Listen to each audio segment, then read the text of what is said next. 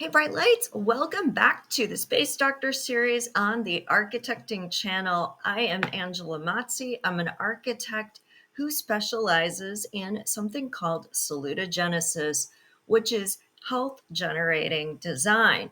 And on each of these episodes, we are going to focus on the science behind design for well being because it is a real thing. We have scientific ways of measuring how our environments truly do impact us for better or for worse. So if space feels like something and it can have that much of an impact, let's make it feel like something good.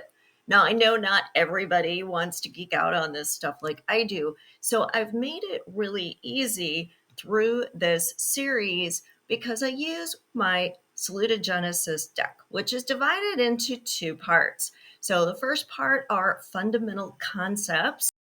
The second part are the 5 aspects of salutogenesis, which I've uncovered through my research. And they are sense of coherence, which represents in feng shui the metal element, self-efficacy, which would represent the fire element, Prospect and Refuge, which is the earth element, biophilia, which is the wood element, and finally relaxation response, which is the water element. So you'll see when I draw one card from the fundamental concepts part of the deck and one card from the aspects part of the deck that first of all, the element and what it represents will come through. The overall aspect, I'll define that for you and talk about that. But then the card itself will represent other ways that research has shown that you can express design through using that aspect of salutogenesis. So my hope is to make this really easy to understand, something that's fun. If you are an architect or an interior designer, it's something you can take into your projects. And if you're not, you can still make a difference in your personal spaces or your workplaces or other spaces where you have some ability to offer interventions in design or suggestions. And I'm just hoping to really have more conversation because this is such an important issue. So if you're ready, let's get started. Now, I shuffled the cards, and if you've been watching this, you know that they're drawn at random. So it always interests me when out of all the cards in the whole deck, we pull the same one. So that means that that energy really is prominent, really is something that we should be paying attention to. And if you want to see the whole series, make sure that you do like and subscribe so that you get a notification every time I do one of these.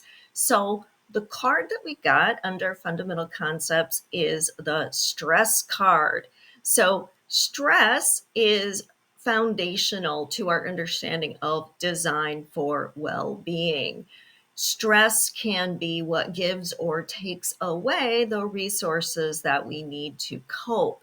So in this card, the disruptive power of stress is shown through the lightning bolt, which lightning bolts, however, are not always bad. They seem scary, but they actually symbolize truth.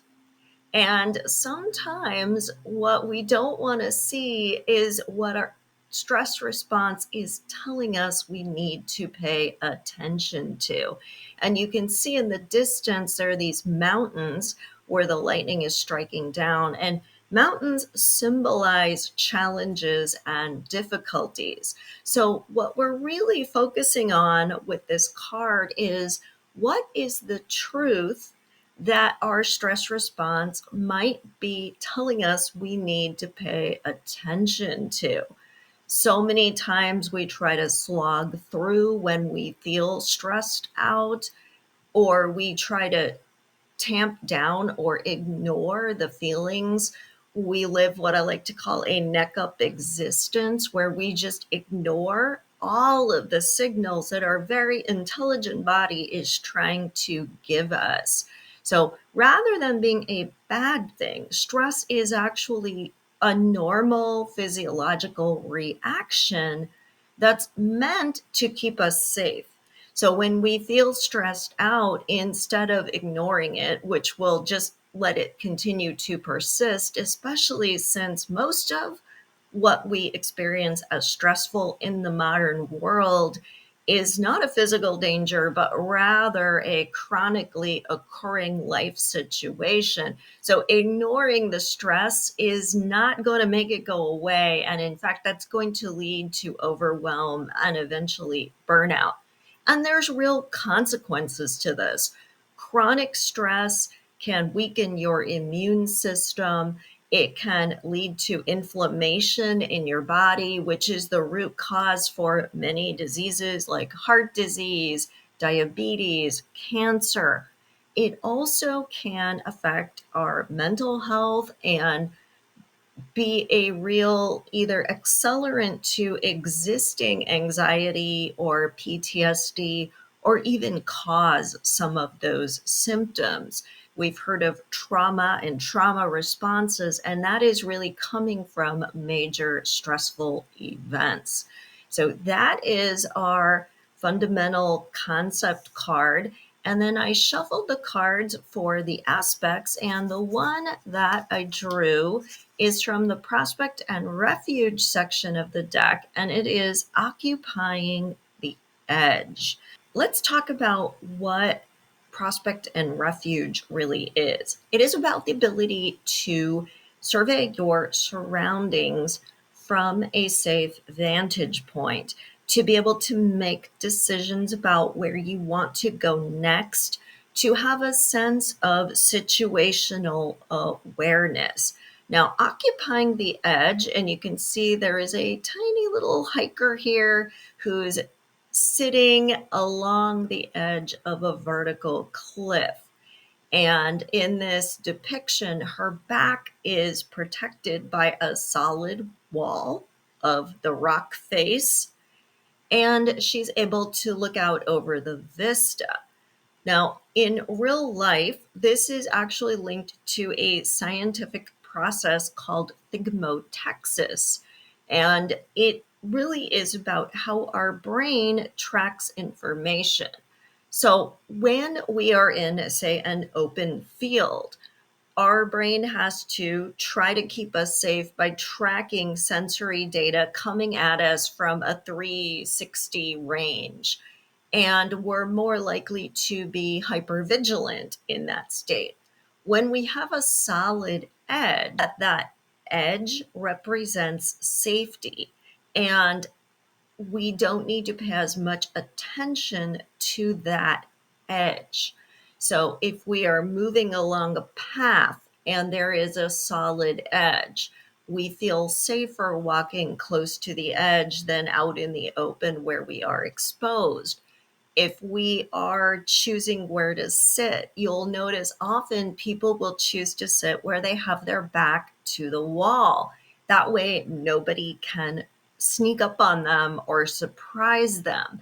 And that edge that we occupy becomes an automatic vantage point for us because it is our safe place from which we have our vista out. Now, how does stress and occupying the edge mesh together to be this week's design prompt? Well, I think a lot of times we fail to consider just how much stress we create subliminally for people when we don't provide opportunities to occupy the edge.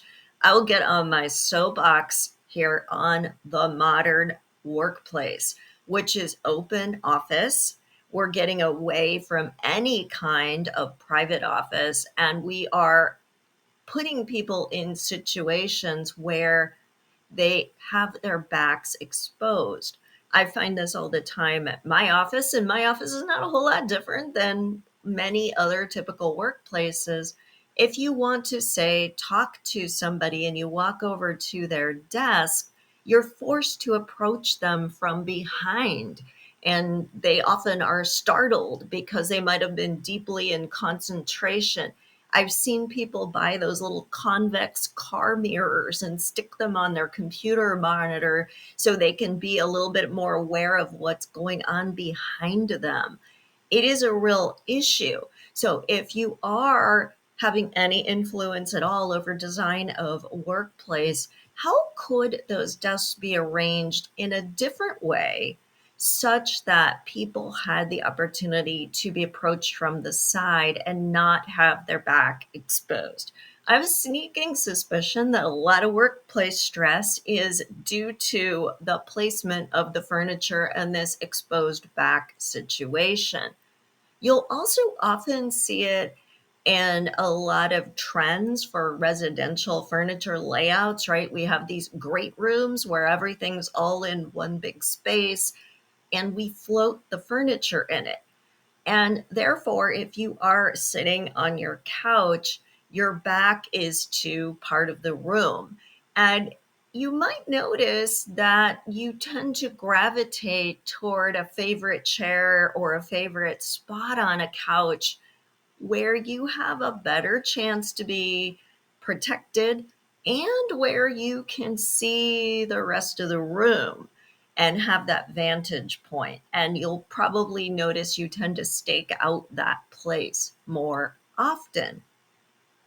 When we think about public spaces, in restaurants, again, can we think about how we could subdivide a dining area such that we're providing more booths, more places where there are those banquettes that line a wall and someone has their back to that, and fewer open tables just floating in the middle of the space. When we are thinking about classrooms, we've gone away from a very traditional setup back when, because I'm old, I went to school where there's just the rows of desks and everybody faces forward. So, how could we create groupings for students to work where they feel a little bit more enclosed or protected? Maybe there are some movable partitions we could think about. Maybe there are some study nooks that we could build in, but just thinking about that in any kind of space, especially if you need to do quiet, focused work, because in order to do that, we have to really kind of zone out on everything else and concentrate on the task. So we have less opportunity to be scanning our environment for what our brain thinks are potential threats, even though they may not actually be.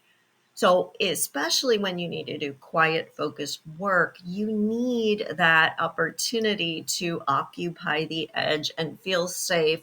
It gives your brain one less thing to think about and actually will improve your concentration. So, today's cards again, we have stress, which is about our body cueing us that we are not safe in some way, and occupying the edge, which is about restoring that sense of safety. So I hope that you have an opportunity now to think a little bit more about how those two things connect to one another and how you can deliberately design to restore safety, whether it's in your own space or a space for one of your clients.